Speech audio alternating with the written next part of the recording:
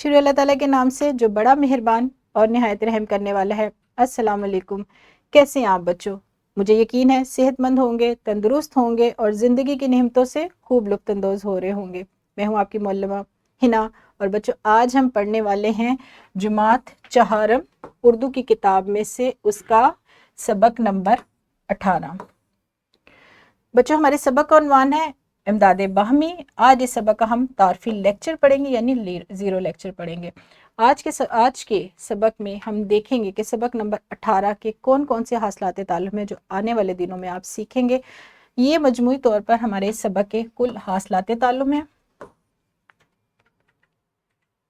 سبق نمبر 18 کے پہلے لیکچر میں ہم سیکھیں گے متضاد اور مترادف الفاظ کا برمحل استعمال، اس کے ساتھ ساتھ سادہ جملوں کو زمانہ ماضی، حال اور مستقبل کے لحاظ سے تبدیل کرنا۔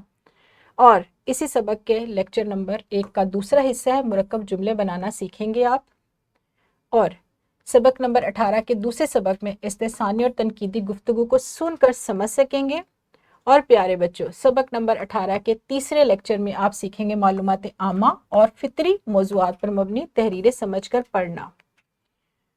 اس سبق یعنی سبق نمبر 18 کے چوتھے لیکچر میں ڈاک خانہ، بینک، ہسپتال اور لاری اڈا وغیرہ پر تحریر شدہ ہدایات پڑھ کر عمل کرنا سیکھیں گے آپ۔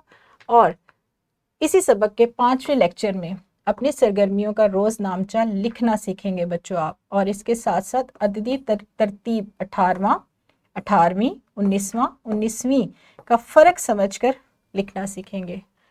پیارے بچوں سبق نمبر 18 کے چھٹے لیکچر میں آپ سیکھیں گے عملی منصوبے کو آپ نے کس طرح بنانا ہے، اس پر کس طرح عمل درآمد کرنا ہے۔